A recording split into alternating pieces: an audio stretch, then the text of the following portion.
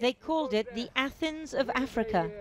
Since he was a child, Abdel Shallouf has been coming here to Cyrene, one of the most complete Greco-Roman cities in the world, just inland from Libya's Mediterranean coast. The temple to Apollo. The Greeks founded Cyrene in 630 BC. The Romans came along 300 years later. Despite being a UNESCO World Heritage Site, Cyrene has been neglected for years, but now it faces a new threat. Islamic State militants have strongholds to the east and west, and everyone's seen how they destroyed ancient Assyrian sites in Iraq. Unlike the original Muslims, who showed no such nihilistic ideology when they conquered Egypt and Libya in the 7th century. Why they Muslims did not destroy the pyramids?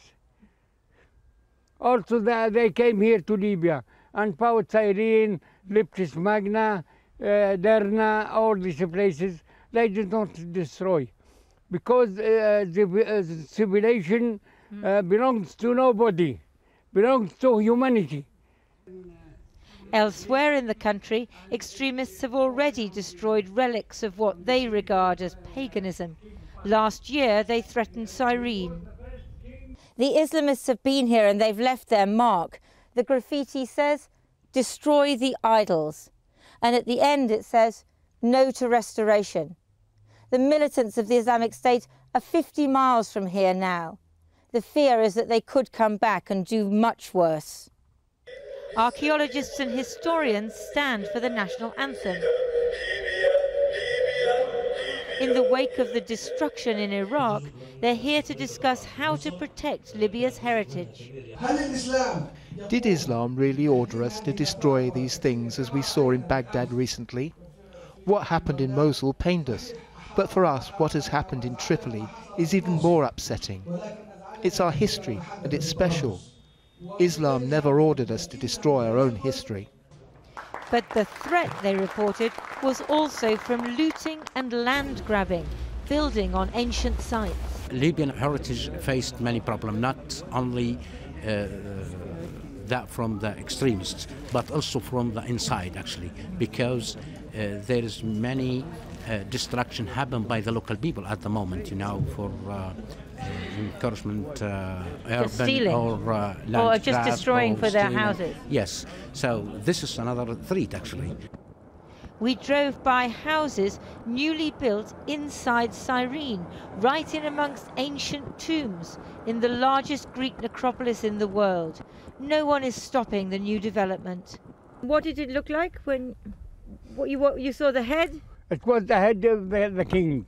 Back at the center of the site, Abdel Salam showed me where the face of Battus, the king who founded Cyrene, has been hacked off, presumably by looters who smuggle out antiquities to sell on the international market.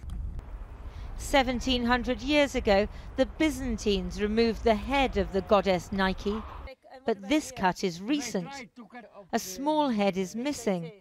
The matching one is still there on the other side. There are no police here, no guards. We have no government yet.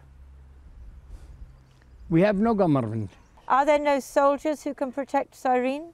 You know, about the army is fighting, you know, they have no time to protect these things. And if the people don't help the army, they will not do nothing. Only a few Libyans visit Cyrene these days. Travelling is dangerous. Everyone's busy surviving. There's no law and order. Looters and extremists alike are heavily armed. Here, the ancient Greeks built a temple to Zeus, god of sky and thunder, king of the gods. Today's Libyans are children of no lesser god, but they stand in danger of losing their heritage in the chaos and conflict their revolution has brought in its wake. Lindsay Hilsum, Channel 4 News, Cyrene, Libya.